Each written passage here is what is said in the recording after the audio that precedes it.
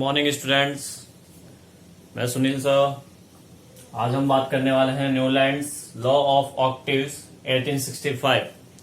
पिछले पार्ट में हमने बात की थी डोबेराइनर के त्रिक। डोबेराइनर ने तीन एलिमेंट्स के त्रिक बनाए।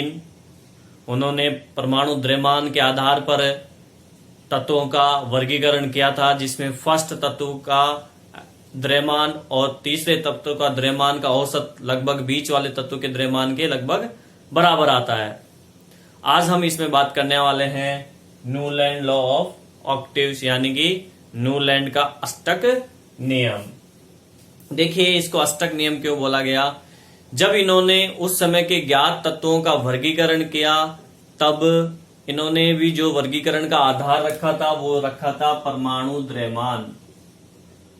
परमाणु द्रव्यमान, ध्यान रखना इस चीज का। डोबेराइनर भी परमाणु द्रव्यमान के आधार पर तत्वों का वर्गीकरण किया था और न्यूलैंड ने भी परमाणु द्रव्यमान के आधार पर तत्वों का वर्गीकरण किया था। और शायद कह सकते हैं कि आगे जाके ये पता चला कि ये परमाणु द्रव्यमान का जो आधार है, इसी वजह से इनकी कमियां थी इनके वर्गीकरण में। देखिए, परमाणु द्रव्यमान के बढ़ते हुए क्रम में उन्होंने तत्वों का वर्गीकरण किया।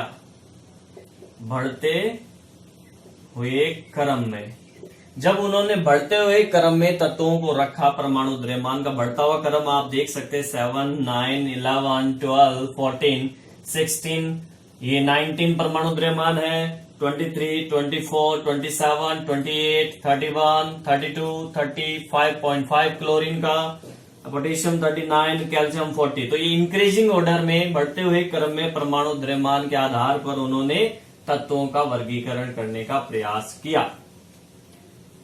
तब उन्होंने देखा कि जो फर्स्ट तत्व है, जो पहला तत्व है, उसके गुण धर्म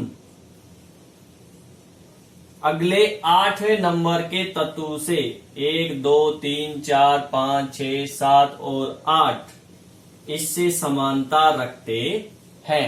फिर इसके अगले 8, 1, 2, 3, 4, 5, 6, 7, 8, यानी ये इससे समानता।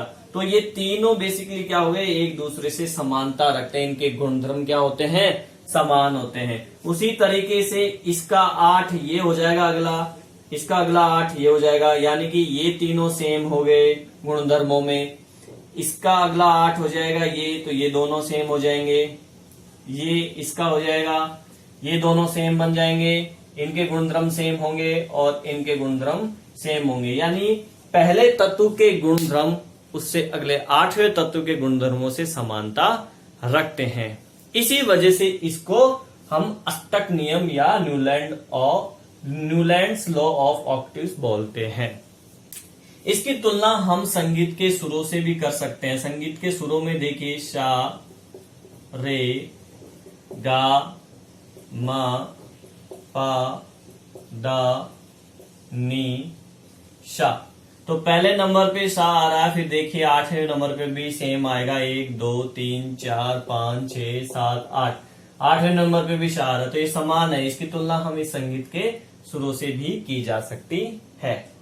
तो स्टूडेंट्स, ये था न्यूलैंड का अष्टक नियम, यानी कि न्यूलैंड का वर्गीकरण तत्वों का। परंतु इनके वर्गीकरण में भी कई कमियां थी। हालांकि इनको काफी अप्रिशिएट किया गया, पर बहुत सारी कमियां होने के कारण ये असफल रहे न्यूलैंड। क्या क्या कमियां थी मैं बता देता हूं आपको।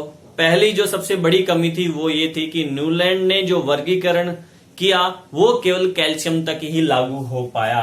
लास्ट एलिमेंट इनका कैल्शियम था, इससे आगे वर्गीकरण नहीं कर पाए ये। इससे आगे तत्वों के गुणधर्म समान नहीं आ रहे थे, इसलिए ये कैल्शियम तक ही लागू हो पाता है।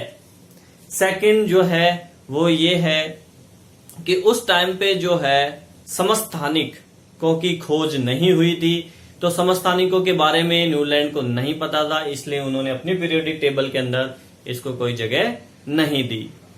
तीसरी कमी हम बोल सकते हैं कि ये न्यूलैंड का जो वर्गीकरण है वो केवल हल्के तत्वों पर ही ठीक से लागू हो पाता है, भारी तत्वों पर ये लागू नहीं हो पाता है। तो ये 3 इसकी मुख्य कमियां थी।